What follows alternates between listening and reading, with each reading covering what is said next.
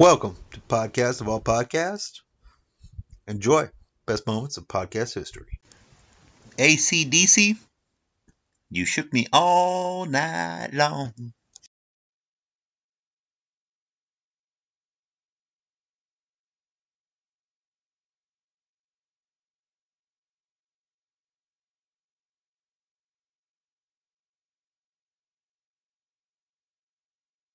Let's start with an easy question about consciousness.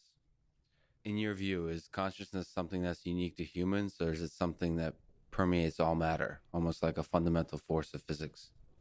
I don't think consciousness permeates all matter. Panpsychists believe that. Yeah. There's a philosophical... How would you tell? That's true. That's a good point. I believe in the scientific method. I don't blow your mind or anything, but the scientific method is like if you cannot test the hypothesis, then you cannot reach a meaningful conclusion that it is true. Do you think understanding consciousness is within the reach of science, of the scientific method? We can dramatically improve our understanding of consciousness. I would be hard-pressed to say that we understand anything with complete accuracy, but can we dramatically improve our understanding of consciousness? I believe the answer is yes. Does an AI system, in your view, have to have consciousness in order to achieve human level or superhuman level intelligence? Does it need to have some of these human qualities like consciousness, maybe a body, maybe a fear of mortality, capacity to love, those kinds of silly human things? It's different. There's the scientific method, which I very much believe in, where something is true to the degree that it is testably so. And otherwise, you're really just talking about, preferences or, untestable beliefs or that kind of thing. So it ends up being somewhat of a semantic question where we are conflating a lot of things with the word intelligence. If we parse them out and say, are we headed towards a future where an AI will be able to outthink us in every way? Then the answer is unequivocally yes. In order for an AI system that needs to outthink us in every way, it also needs to have a capacity to have consciousness, self-awareness, and understanding. It will be self-aware, yes. That's different from consciousness. I mean, to me, in terms of what consciousness feels like, it feels like consciousness is in a different dimension. But this could be just an illusion. If you damage your brain in some way physically, you damage your consciousness, which implies that consciousness is a physical phenomenon, in my view. The thing is that I think are really quite likely is that digital intelligence will be able to outthink us in every way, and it will certainly be able to simulate what we consider consciousness. So to a degree that you would not be able to tell the difference. And from the aspect of the scientific method, it might as well be consciousness if we can simulate it perfectly. If you can't tell the difference, and this is sort of the Turing test, but think of a more sort of advanced version of the Turing test. If you're talking to a digital superintelligence and can't tell if that is a computer or a human, like let's say you're just having a conversation over a phone or a video conference or something where you think you're talking, looks like a person, makes all of the right inflections and movements and all the small subtleties that constitute a human, and talks like a human, makes mistakes like a human, like at that, and you literally just can't tell, are you video conferencing with a person or an AI? Might as well be human. So on a darker topic, you've expressed serious concern about existential threats of AI. It's perhaps one of the greatest challenges our civilization faces, but since I would say we're kind of an optimistic descendants of apes, perhaps we can find several paths of escaping the harm of AI. So if I can give you 3 options, maybe you can comment which do you think is the most promising. So One is scaling up efforts on AI safety and beneficial AI research in hope of finding an algorithmic or maybe a policy solution. Two is becoming a multiplanetary species as quickly as possible. And three is merging with AI and riding the wave of that increasing intelligence as it continuously improves. What do you think is most promising, most interesting as a civilization that we should invest in? I think there's a tremendous amount of investment going on in AI. Where there's a lack of investment is in AI safety, and there should be, in my view, a government agency that oversees anything related to AI to confirm that does not represent a public safety risk. Just as there is a regulatory authority there's like the Food and Drug Administration, there's NHTSA for automotive safety, there's the FAA for aircraft safety. We're generally come to the conclusion that it is important to have a government referee or a referee that is serving the public interest in ensuring that things are safe when there's a potential danger to the public. I would argue that AI is unequivocally something that has potential to be dangerous to the public, and therefore should have a regulatory agency, just as other things that are dangerous to the public have a regulatory agency. But let me tell you, the problem with this is that the government moves very slowly, and usually the way a regulatory agency comes into being is that something terrible happens. There's a huge public outcry, and years after that, there's a regulatory agency or a rule put in place. Take something like seatbelts. It was known for, I don't know, a decade or more that seatbelts would have a massive impact on safety and save so many lives and serious injuries. And the car industry fought the requirement to put seatbelts in tooth and nail. That's crazy. Yeah. And I don't know, hundreds of thousands of people probably died because of that. And they said people wouldn't buy cars if they had seatbelts, which is obviously absurd. Or look at the tobacco industry and how long they fought anything about smoking. That's part of why I helped make that movie, Thank You for Smoking. You can sort of see just how pernicious it can be when you have these companies effectively achieve regulatory capture of government. The bad. People in the AI community refer to the advent of digital superintelligence as a singularity. That is not to say that it is good or bad, but that it is very difficult to predict what will happen after that point, and that there's some probability it will be bad, some probability it will be good. We obviously want to affect that probability and have it be more good than bad. Well, let me, on the merger with AI question and the incredible work that's being done at Neuralink, there's a lot of fascinating innovation here across different disciplines going on. So the flexible wires, the robotic sewing machine, the responsive brain movement, and everything around ensuring safety and so on. So we currently understand very little about the human brain. Do you also hope that the work at Neuralink will help us understand more about the human mind, about the brain? Yeah, I think the work at Neuralink will definitely shed a lot of insight into how the brain and the mind works. Right now, just the data we have regarding how the brain works is very limited. We've got fMRI, which is that's kind of like putting a stethoscope on the outside of a factory wall and then putting it like all over the factory wall, and you can sort of hear the sounds, but you don't know what the machines are doing really. It's hard. You can infer a few things, but it's a very broad brushstroke. In order to really know what's going on in the brain, you have to have high precision sensors, and then you want to have stimulus and response. Like if you trigger a neuron, how do you feel? What do you see? How does it change your perception of the world? You're speaking to physically just getting close to the brain, being able to measure signals from the brain. Yeah, will give us sort of open the door inside the factory.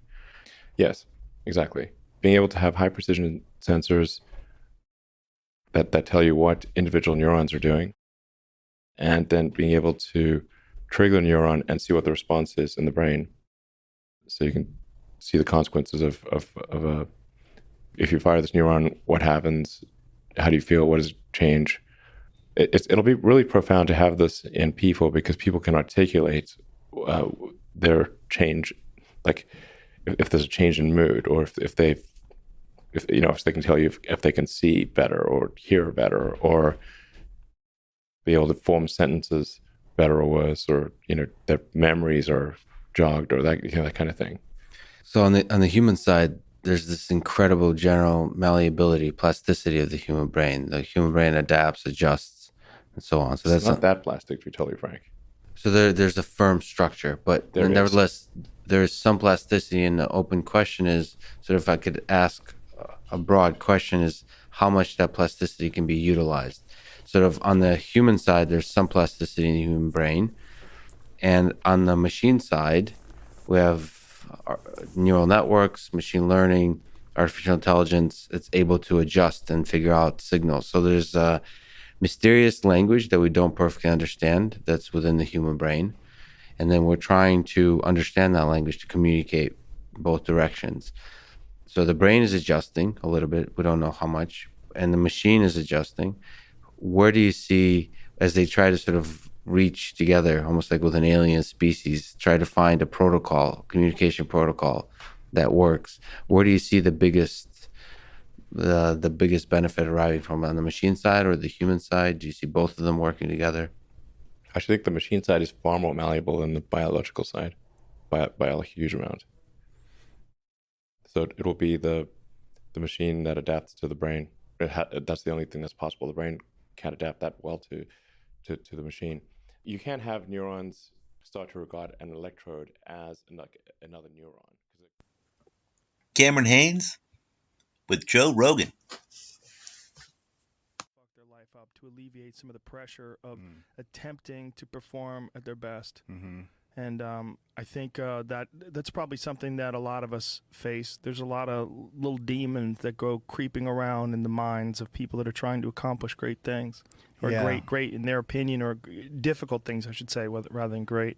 Yeah, I think, and I'm not saying I've been to this place, but I set big goals for myself. I push my body very hard, and it's like you think sometimes. I haven't had this, but I could see where it happened. But an injury is almost like a relief. It's a relief. Yeah, I was going to do it, but who knows what? Achilles, right. Rolled an ankle, whatever. And it's almost like a relief, because when you're at that level and you're pushing, trying to give everything you got, you're invested a lot. And when that investment doesn't pay off, or potentially won't pay off, that can be devastating. And so sometimes it's, if you have an out, it's an out. Yeah, you were talking about that with running your ultra marathon. That, like your brain's trying to concoct exit strategies. It was, because I had, when I was doing that 24-hour race, I had these big goals, and I wanted to get 120 miles. I mean, that was my goal, 120 miles in 24 hours. And I felt like my training took me there, and I should have been able to do it. And because of whatever reason, I didn't get it. I changed midstream on tactics, I guess. But at the end of the day, I knew I wasn't going to get 120 miles. And so I was coming up in my head, these reasons why I wouldn't, or could I make an excuse, or, what, and I didn't quit. I kept going. I got 102. I didn't get 120. And could I be disappointed? Yeah. Was I? Probably a little bit. But that's just part of the deal. When you set big goals, sometimes you don't get them. Isn't that a weird aspect of the human brain? It's very strange that we sabotage. Mm-hmm. We set up these little things that people who experience pressure become, some people become just... they go crazy, or they have emotional problems, or they have a lot of relationship trauma. Mm-hmm. I see that a lot with fighters and with any people that are trying to accomplish things that are very, very difficult. Mm-hmm. A lot of times, like, that drama plays out in their personal lives. Yeah, they start having all these girlfriend fights and wife fights and all this bullshit, and they almost set themselves up And it's such a recurring pattern that you have to wonder, okay, am I seeing just the repercussions of living a stressful life where, you have just way too much going on and way too much stress and pressure and you crack, and then it oozes over into other areas of your life? Or is it that you're sabotaging yourself? Yeah. That you're not trying to reach your best and that you're finding comfort in, man, I would have made it if it wasn't for that bitch I was married to. Right. And guys have these crazy exit strategies. Right. Yeah. I mean, it's convenient. And, I've thought about that too, because I get a lot of messages, people saying, well, I look up to you. Thank you for the motivation. Thank you for the inspiration. And, it's so powerful to me on one hand. On another hand, I know my weaknesses, and I know, okay, if I screw up, what if I don't even know what if I do quit a race, or what if I just mess up? Humans mess up. And am I going to let all these people down? And I feel pressure for not letting people down, always saying the right thing, always not getting mad online. And even though I want to get mad, not lose. And so it's like, We've had a lot of conversations about that. Just doing, never, I guess it's the best way to term it, is never letting people down. And it's, I'm not trying to, cry about anything, because it's what I signed up for. But I feel the pressure sometimes. I get it. I get why people, and I'm not in any spotlight compared to some people, but I get why people struggle sometimes with things like that. It's natural. It's, and you and I have had many, many conversations about navigating the waters of social media, where I've laughed at you. I'm like, why are you paying attention to these people? You can't. Because you're allowing people into your world that you don't know, and you can't trust them to be rational. So if they're irrational or mean or nasty to you, you can't dwell on this crazy person's thoughts. No. Because if you do, it's going to creep into your head, and then you're going to develop a relationship with that person in your head. You're going to be, well, you don't even fucking know how much work it takes, and you'll start arguing with them in your head, and now they've pulled you into a crazy world. Yeah, no, I get it. And I mean, it makes perfect sense sitting right here, dude. But when I feel like, and I don't want to sit here and say that I work harder than anybody else out there, but when you work super hard for something and people question how you do it, why you do it, all these different things, and you're that invested personally, the blood, sweat, and tears, I get defensive. Yeah. I mean, because I've put so much into it, then when I get questioned by it, I'm like, it's just frustrating. It's natural, but it's also really important what you're saying, that you recognize your position as a spokesperson, and that you take great pride in doing that correctly, and in the difficulty of navigating those waters. So if you're navigating the waters of someone who people look up to, and maybe some people think, how could someone look up to you, you animal hating, I'm sure I'll get all the that. nonsense, right? All the nonsense. But if you think about the responsibility of, I have personally been inspired by many, many people in my life, and you including, you inspire me as well. And I recognize that, and I think, well, this is a powerful force that someone can bestow upon you. They can give you in your life, where you read about what they're doing, or hear about their thoughts, or see their actions, and you get inspired, and actually gives you energy. And I think that inspiration is one of the most powerful things that a person experiences in their life, communicating with other people. I think there's two incredibly powerful things. There's love and there's inspiration, and they're almost equal. Maybe we would love having a slight advantage, but inspiration is giant. And when you are a channel of inspiration, when, like, you think of a river, and a river has all these tributaries and branches. Whoop, I just lost the thing. Hold on a second. We'll be right back, folks. There we go. Sorry. I got crazy. I'm Italian. I start moving my hands around. When you have developed this very strong channel of the river that people are tuned into now. And, it's not like when someone says, like, my YouTube channel, like, well, you have an actual channel. Like, it's a channel. And in that channel, it's a channel of thoughts. It's also like a channel of inspiration. There's something where people go to it and they're getting energy out of it. It's a very, very, very positive thing. So in being the curator of this very, very positive thing, which you have manufactured by just being you and pursuing your goals and trying to set your goals and trying to accomplish these very, very difficult things like these ultra marathons and these high country mountain elk hunts and all these different things that you're doing, you're giving out fuel, and you're also setting an example that you yourself have to now aspire to, because you want to get mad at these trolls. You want to tell them to F off and kiss my ass, stupid, but you can't. Right. Because you represent not just Cameron Hanes, you represent Under Armour and Hoyt, and you are a professional spokesperson for this growing and very powerful sport of bow hunting. Yeah. One thing I don't think about when I'm answering people or dealing with people, I never think about my sponsors. And my sponsors might not like hearing that. But if Under Armour, while I appreciate everything they've done, and Hoyt, same thing, and everybody who's believed in me, if they drop me tomorrow, they drop me tomorrow. Who I don't want to let down is people who don't, quote, do anything for me.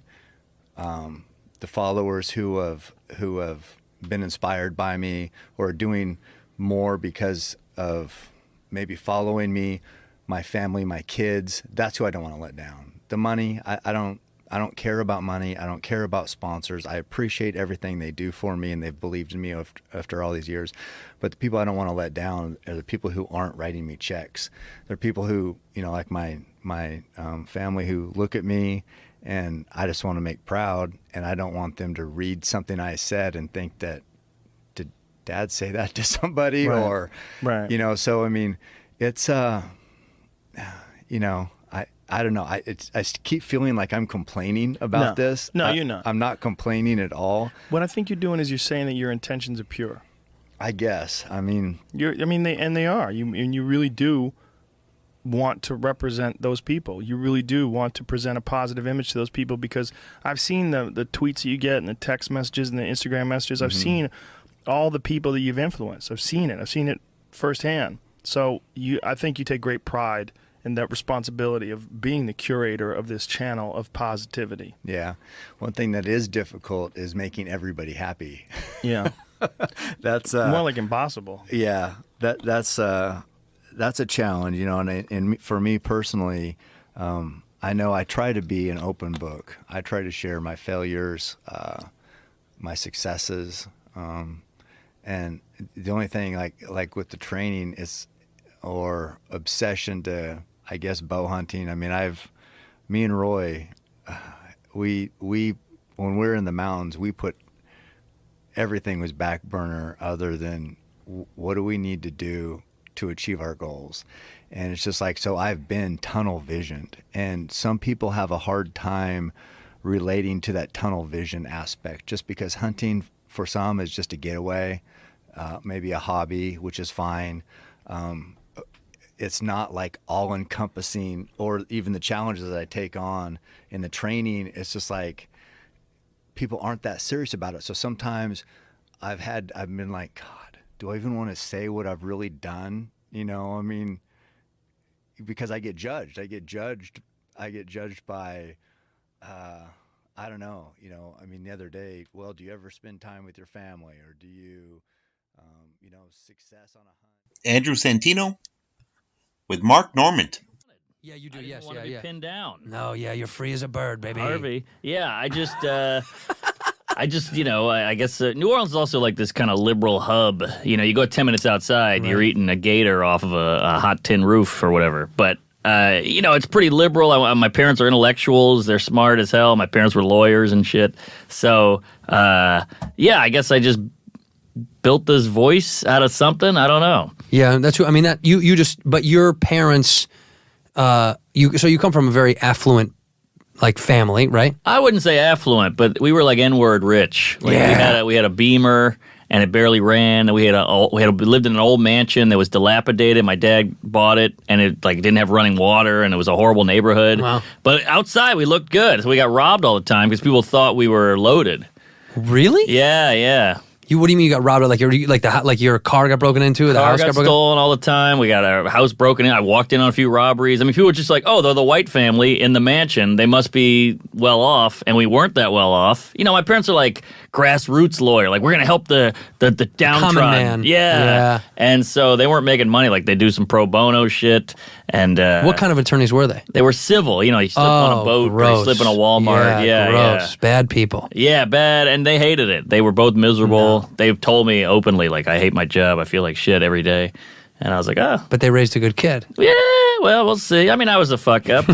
You know, juvie and You went to juvenile, huh? Oh, yeah, a couple times. A lot of, what do you call that, vandalism. What, graffiti? Graffiti. I had a tag name. What was your tag name? My tag name was Stank.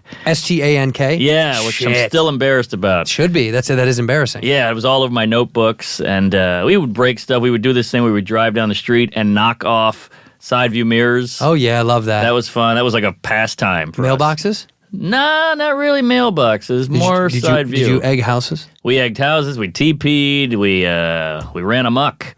You did it all. Oh yeah. Isn't egging houses? I realized this the other day. It's like the most white privileged thing to throw like good food at a home. Oh yeah. Like you're throwing food at property. It's like just such like a privileged person ruining a privileged person's afternoon. Good point. And kind of abortion-y. Yeah, you're really doing. Think Yeah. about it. Well, I'm pro-choice, so that's why. Oh, yeah. I'm fine with egging houses. I'm pro-choice. Same here. You should be embarrassed about stuff like that because we all have that. Like I thought I could rap when I was young. Oh, Yeah, See, I never got into that wigger stuff because Yeah. I grew up in a black neighborhood, so I had enough blackness inside my asshole. Like Yeah. you had to kind of seek it out and rebel, maybe. No, As a I suburb?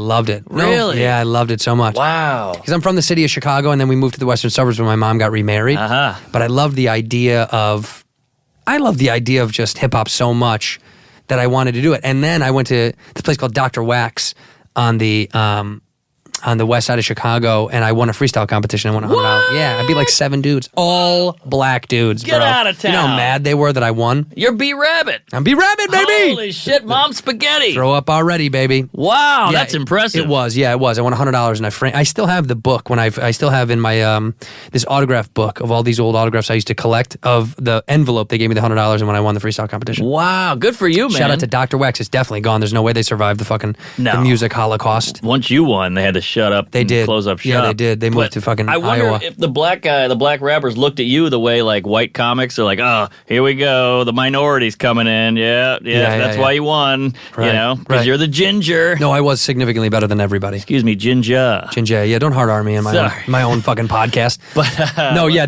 I was better. I was just better. But my Wow, is my that name was right? Call, Kawl. okay, like cauliflower. And I'd kill them all with laughter. Damn. Embarrassing, no less. That's pretty cool. That's just like Stank. Yeah, Yeah, 2 white, nerdy, dumb things to do. totally.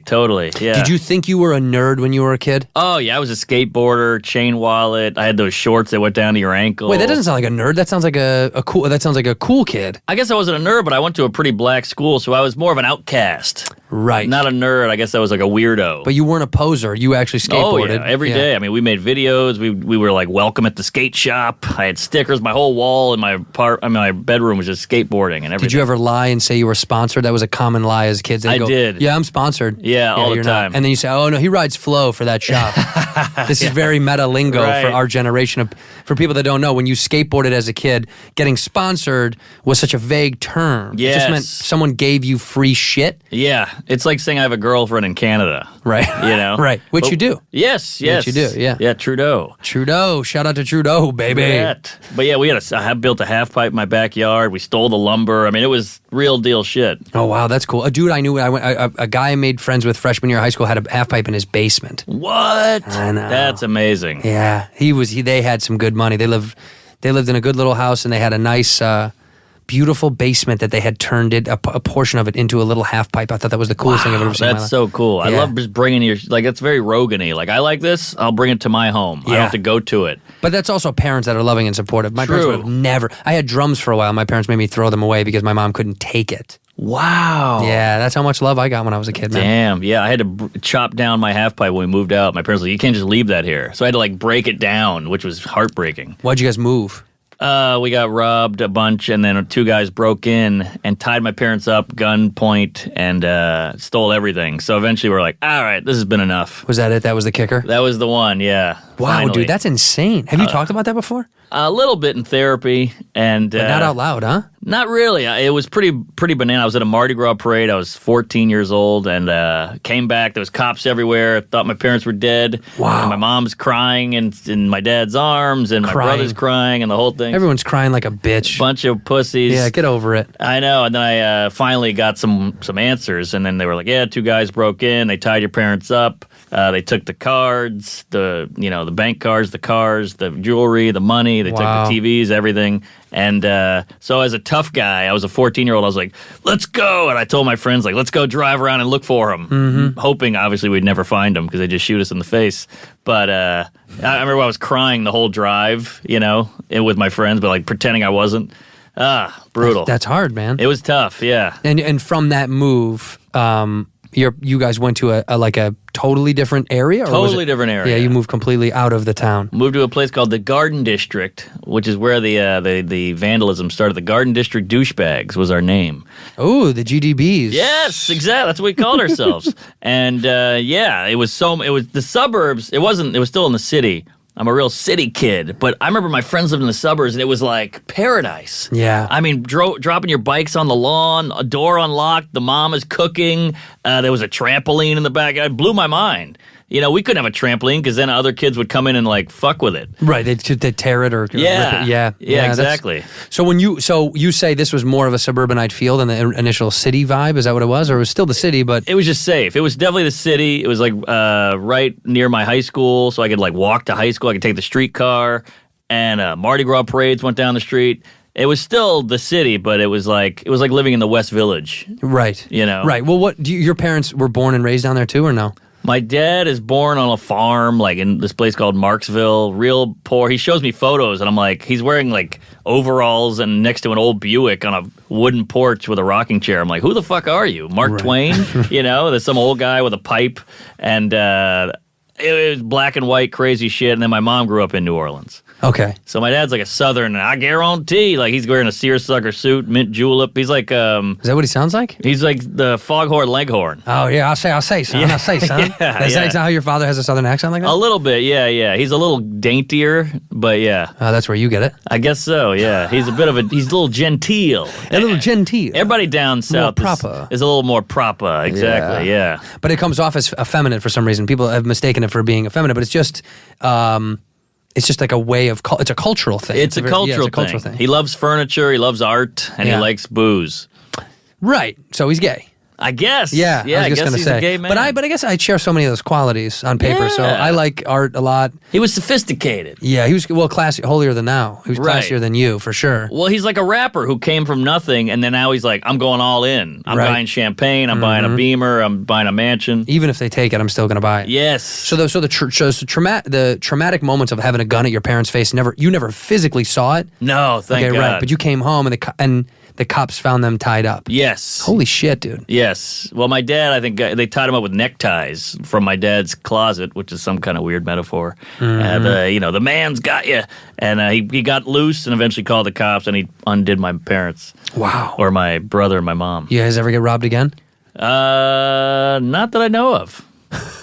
Pretty good. I hope not. Holy shit. Yeah. After that should be the last. That'd be it. See, I just move out of the entire state.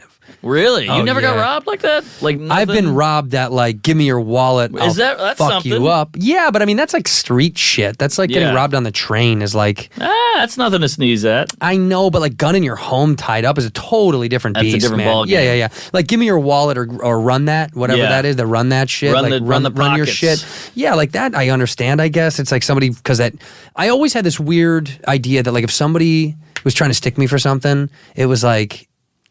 They need it. Like obviously they're not doing it because they're. Yeah, but you're still it's still dangerous. You can still get knocked out. To a degree. If it's a gun, obviously it's the most threatening. But if it's just like 3 dudes that are threatening you physically, it's like, well, I'm not gonna fight 3 dudes. Sure. I'll give you $16. That's all I fucking got. Yeah. I got my. I just don't care. I got robbed mugged 3 times in New York. You've been mugged 3 times here? Yeah, the first year too. So, where were you?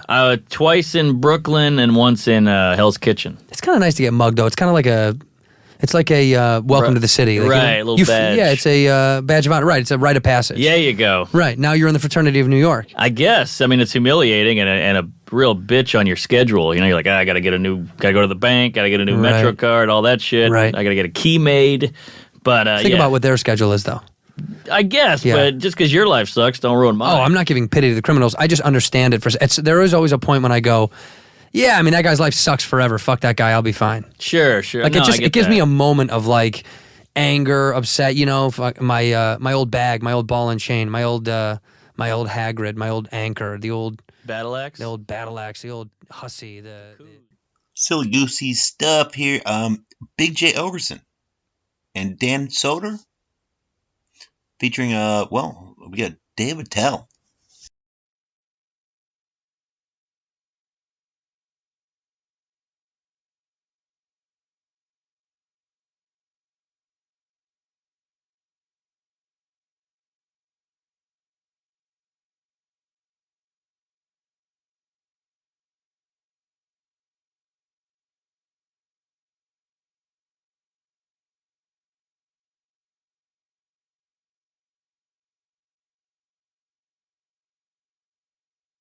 Straight up yourself. And one is the lowest? Yeah. I would give myself a 0.5. I think I'm below No. 1. Stop it, Dave. I would. Just insanity. Stop it. Well, what bar are we talking about then? We're I'm a talking good-looking about guy. the most exclusive bar in New York City. Flat. I mean, 0.5. It's There's named no after bar. an onomatopoeia. There's no bar at the shelter. Yeah. There's deformed people out there, man. I'm talking about the Rusty Rose in East fucking Canarsie. Oh, sure. I look okay, though. Yeah, I said you're walking in at 5 a.m. on a Sunday. I mean, it could be a room full of carnies, and I still would be everyone's plan B. I really don't think. I don't know. I don't think I'm, ugly. I'm an ugly. No, you're not. Yeah, I am. You're not ugly. Stop it. Welcome I to love Posit- saying that. You How know many why times they're have you taking ever out- said that to God? God, why did you make me ugly? Yeah. You're looking at a positive radio show. That's why they want us off the airwaves, Dave. We're trying to bring spreading a good body message. positivity. Well, I was watching this thing about Chippendales. Okay. And we all know. Here's my favorite thing. It was like a self-produced documentary about Chippendales. You guys are probably a little young for this. Oh, no, but I want to dive into this even you Yeah, just I know. said. I know you do, right? Yeah. But they said it was at the Mystique, as we all know, this nightclub in the 80s and 90s in New York. Very big time for nightclubs. The Mystique, right next to a really, really funny comedy club, the Dangerfields. So I was like, well, That's hilarious. I was like, that was a real tip of the hat. He goes, hey, can we have some of those fake bow ties? I just want to wear a bow tie and no shirt under it. That's hilarious. You have any just cufflinks I can borrow? So here's the best part is that some of the guys, were the dancers. They were the main show. And then there was the waiters. And then there was the MC. And they're all buff, good-looking guys. Yeah. So where would I be on that scale? I would be like, the guy who parks the cars? Yeah. So it'd be like if there was a problem with that, I would be the guy that they would have to go like, there's a shack in the back. If you think someone stole a coat out of your car, you talk to that guy. Don't look at him, though. You're like Do not look at him. You're like the key holder. Yeah. You're the guy with all the rings of keys, and they go, I have the Accord. And he goes, sir, do you want to put a number on that so you know which keys mine? He goes, I know which keys are yours. Yeah, believe me. Got a little TV. My in the life's shack. work. You go, that whatever that number is. No, I'm not good. How about yourself? What do you think? I think you're a good-looking guy. Me too. I said, He's got sleepy blue eyes. I said I would say I'm saying a 6 because if you say 5, people go, you're boohooing yourself. Yeah. A 6. And then I would say with Dave, with personality up to like maybe an 8 with personality, really, and like everything, like my whole resume, the whole picture is an 8. Can you factor in? And that's probably a way too high number. Can you factor in your fan base and web presence? Yes. I actually. These young kids gotta feel that they're important. We try to see what his digital thumbprint is. Thumbprint What are is. they? I hate that. What's your digital thumbprint, Jay? And even as I say it again, I think it's wrong. I think I go from 5 to 6 or 7, maybe. Honestly, well, I know one thing: tall is always in. Women It love a is. tall man, and They Dan like is a very guy that tall. they can like a guy that rebounds. it's a big deal. Black Lou says that a short man can only max out at an 8. Really? That's the glass ceiling for a short man. Is Kevin Hart an 8? Hard 8? You don't put him at a 9? I gotta give him an 8. You give him an Really? 8 just on physical appearance. With personality, he's a 9. Oh, he's a 10. This guy shits money. Yeah, he's 8. a 10. You're right. Jacob, what would you give him? The dick. Jacob, now's your time to talk about your physical attraction to Kevin Hart. Yeah, Would I'm you with give Lou him? on this. Would you I give think him? height Would you give him a if you're short, blowjob to you're work on only his maximum. network? You're going to have to because this place is going to be gone. You think Dave's going to save you? Or you think Dave's going to take you out on bumping mics? No, but I was here like a couple months ago. When did it become this guys talking about other guys and how good looking we are? No, that's been the whole thing. It was about talking about our own, not about other guys. Okay. We're talking about I'm ourselves. mostly here for the other But guys. I think Kevin, the thing that I like about Kevin is that he dresses up. He looks good. He looks good in a suit. As we always used to say, my dad said, like, if you look good in a suit, you're set. You know, and he was shorter than me. I don't look good in a suit. And he was way tinier. I don't than me. look good in a suit either. Dan looks great in a suit. Of course. I don't think I do. I look a little boxy. Look a little lurchy. You do? Yeah, I look a little lurchy. Are you into independent detectives? Am I into them? Sure. Dude, sick segue, dude. Thanks, bro. Is this a new app or is there actually a detective here? No, we're trying to get Jay's trying to get me into this. We watched the show Cheaters. Oh, I know what you're talking about. Yeah, detective work. Yes. Yeah, Detective Gomez, I believe. Have we found out, Christine? Is he the detective from Cheaters? It looks like it. It looks you ever like watch he's Cheaters? the guy. Yeah, of course I've been on the road. Yeah. Everyone, yeah, That's a road show, like blind 3 date, hours of Cheaters. Yeah, blind date, Cheaters, Yep. all the old fucking hits. Forensic Files. Yeah. You know all the things that are airing at 2 to 3 in the morning. Well, Jay found this guy from watching Cheaters, where he breaks down Cheaters episodes. Also, I like that he was. He doesn't break them down. He just posts them, but when it would go to commercial normally, he just puts himself in there going like, yo, check out DetectiveGomez.com. If you want to know if someone's cheating on you, you think someone's... And it's just some dude Oh, that's cool. that just talks in between. It's hilarious. Guy that the producers hire, so Yes, they have a that makes legit sense. Is that show still in production, as they say, or Well, is it the we're looking at host old just ones? died. Oh, really? Yeah. Clark Gable the third. Oh, Yeah. That's a real thing. That's a real thing. Oh, yeah. wow. Oh, didn't Detective Gomez do a in memoriam for Clark Gable III that we could show, Dave? Yeah, we have. I haven't seen it yet myself. I just know this guy's got a wealth of videos online, and he's got one video where he's talking in front of. Look, Dave, this Reese's Peanuts is wearing 2 hats too. This Reese's 2 You're hats. the winner, Dan. Hey. You get the tour of Dave's apartment. There you go. I got the golden Smell my ticket. finger.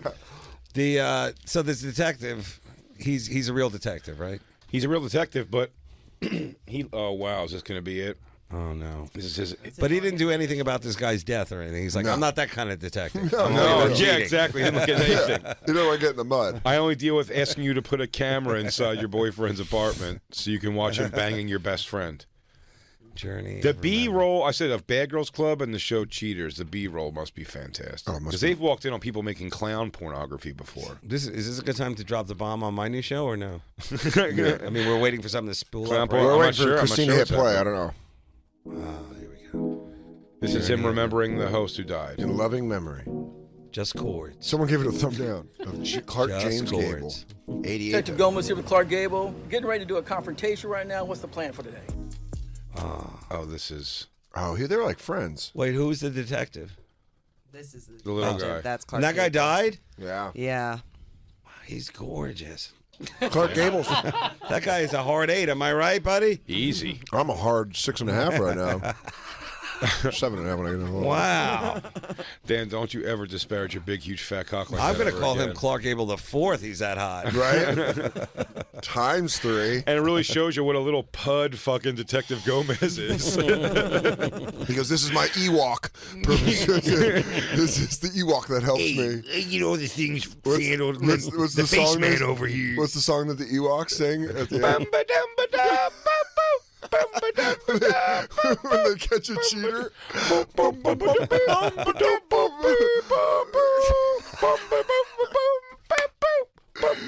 This is my Ewok. His name is Detective Gomez. I'm Clark Gable III. I'm made completely out of wood.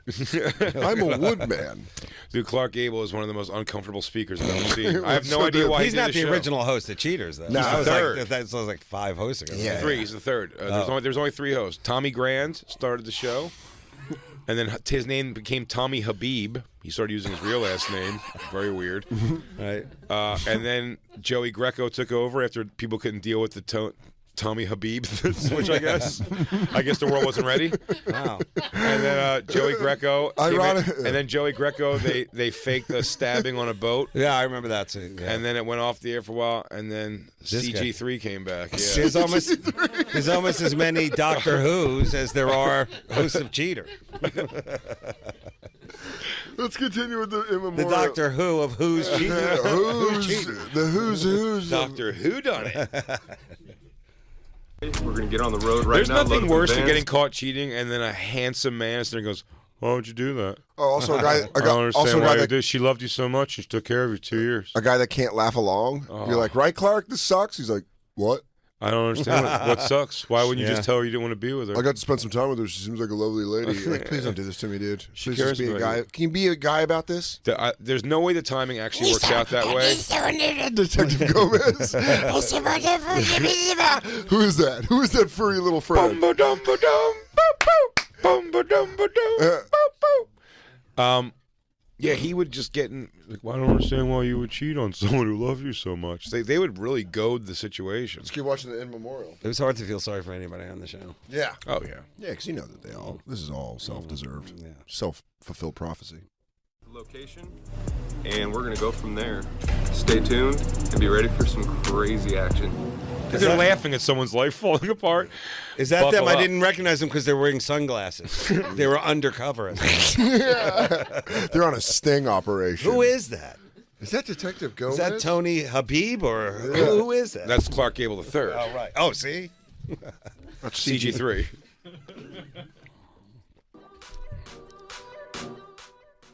Terrible picture.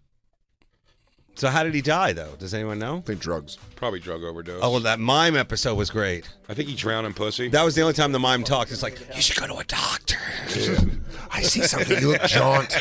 My mime ability. Yeah, I'm miming that you're a jaunt. By the way, Easy your heart rhythm. It's off. in fact, he goes from like handsome and young looking in one picture to like Yeah. someone aged, like a gypsy curse aged him or something. Yeah, some of these pictures, he looked like he played in the NBA in the 80s. Grace Helbig with Joel McHale. Sit the goose. Think about our planet. Everyone's like, it's going to be 16 billion people and it's really, it'll be 16 billion people in 25 years, and 8 billion of them will be celebrity chefs. Easily. If we're lucky, but they'll have nothing to cook with Who would because have thought everything that is burning. if you're a chef, you're like, why am I going into cooking? For the fame. For the fame. For the television shows. I mean, do you think what would Guy Fieri be doing otherwise? I like how you say his name. That's how you say Guy it, right? Fieri. Guy Fieri. I'm giving him so much credit. Yeah, those flame tattoos going up his lower arms. How would we know how to wear our sunglasses on the back of our neck if we didn't have Guy Right. Fieri? How would we know what a Hawaiian shirt with that's always black and orange? How and many yellow. variations there could be of that one pattern? How frosted tips have never been so frosted. Oh man, He seems. I hear he's a very nice man. I I've hear never the met same him. thing. Same. I mean, it's amazing he's alive for the amount of butter that he uses, Yeah. but that's what I eat, so it's Par for the course. Is there anyone that you follow online that's like a not a hate follow, but like that you're obsessed with following? That like is a little like I don't hate follow, I but like follow Bird Graveyard on Instagram. That's a wonderful. what is that? Just bird scooters being knocked over. Wait, oh, I thought you meant like actual like animal, like the birds. No, birds and like the lime scooters and anything like that. Like there'll be a line of 100 and someone just tipping them all over. Oh, that's or nice. hucking them in rivers. It's not good for the environment or for the company. But it gives you satisfaction on some level. Yeah, and then there's a POV thing called POV videos on Instagram that What's that? They're all terrifying videos of people like on mountain bikes zipping off of yeah, with mountains. like GoPros attached to the front of it. Yeah, that stuff is horrifying. And then on what do you call on Reddit? Hold My Beer is pretty much that's a great one. Great. And then Hold My Feeding Tube is rough, but is that for real? yeah.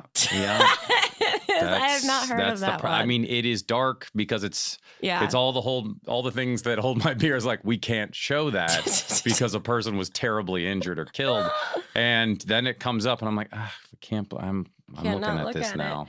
I follow drunk people doing things, dummies doing things, old people doing things, like workout fails, stuff like that. Yeah, it is weird because some of those people that will be like, that's what they will be known for the rest of their lives. At their funeral, it will be brought up. Yeah. that while trying to bench press 390 pounds, their pectoral muscle snapped. Yeah, and we got it on camera. We have it, and now it's, Well, I mean, David After Dentist will only be David After Dentist. So years ago, I was at an internet convention in Boston, like right after David After Dentist like came out, and it was with basically just memes walking everywhere. Like the guy that made Keyboard Cat was there, and he was like, you know, the Pied Piper of everyone being like, that's the guy that made Keyboard Cat. He made Keyboard Cat. And my friend and I sat in on this, like the opening, whatever, and we turned around and David After Dentist was just sitting behind us with his dad, and we were freaking the fuck out. Just being like, that's him, that's the kid, that's the kid, that's that 6-year-old. If Leonardo DiCaprio was sitting next to him, you would have been like, yeah. Anyway, David After Dentist. Titanic, yeah. How are your teeth, man? How's it going? No, the sad part about those accounts is that they're private, so you have to request permission to follow them.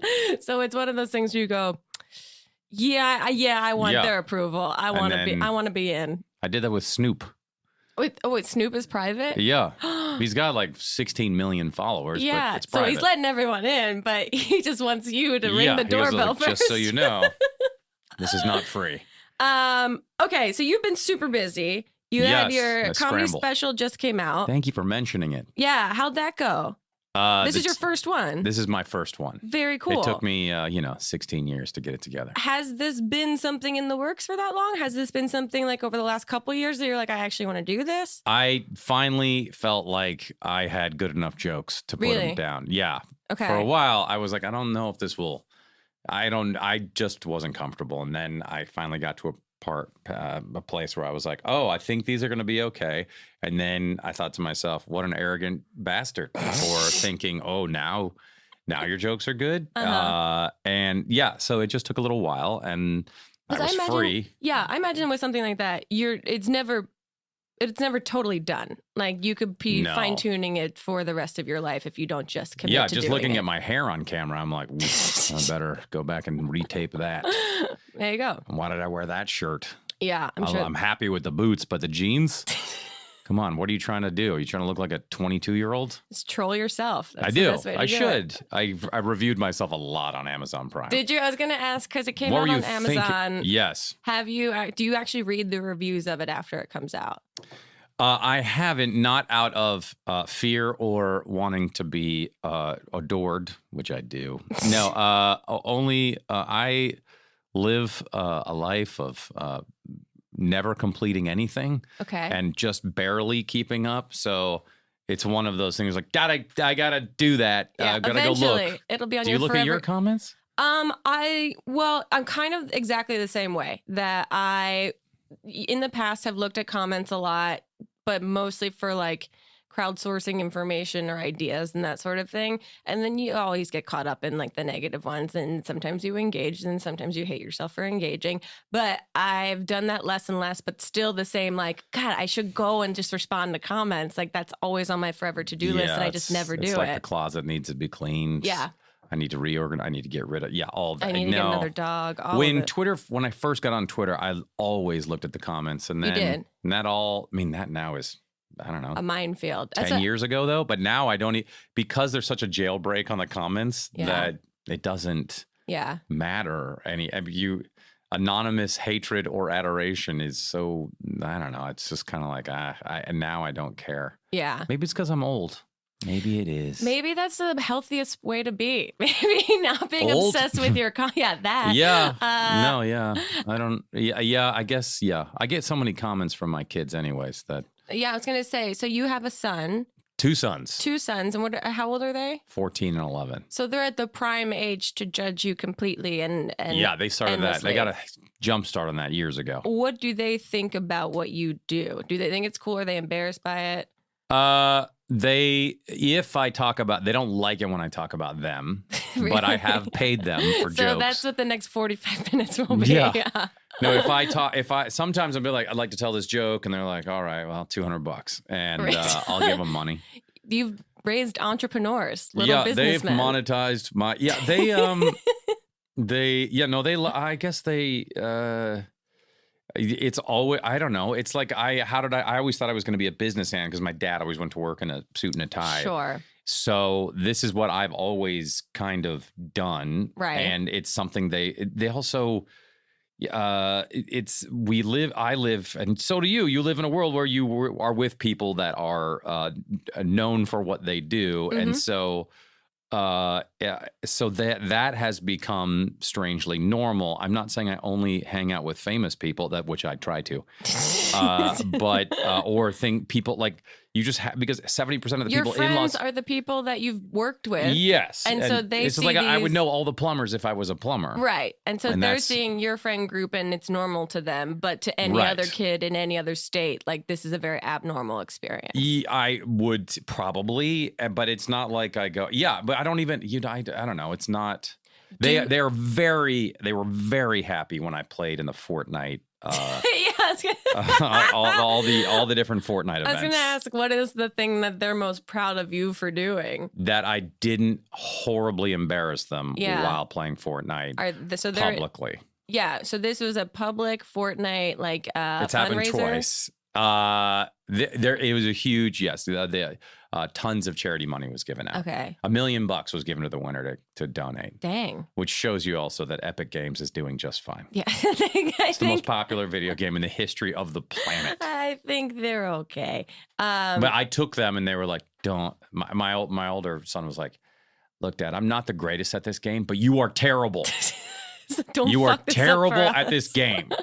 Don't mess it up." And I'm like, "Okay, no." And then I really I don't get nervous anymore because I've been on stage so many times yelling at drunk people that was one time I was like, "Oh, I'm nervous," and I'm operating a little tiny piece of plastic. And people can see if I'm good or bad at this thing. Constantly. There's a very clear delineation. Yeah. Do you play? No, I can't play it. Like I've tried.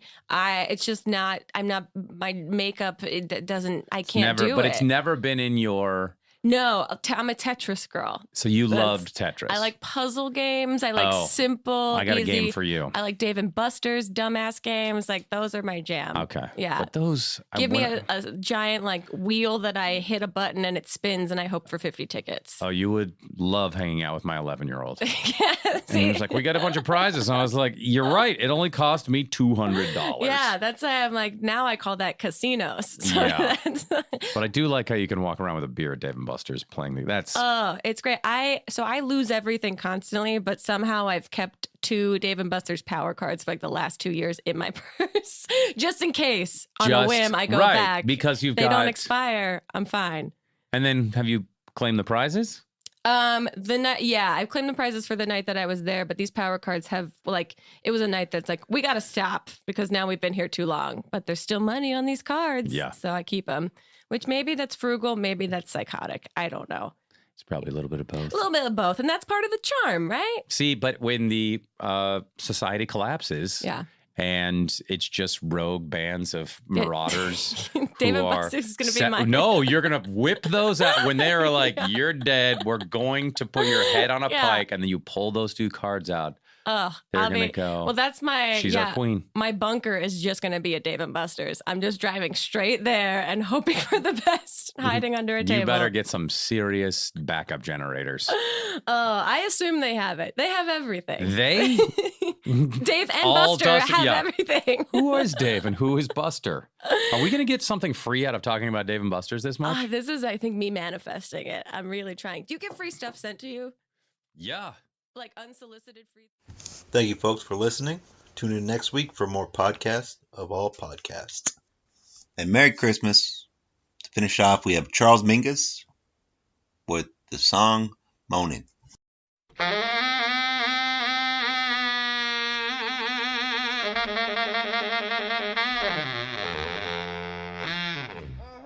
Uh-huh.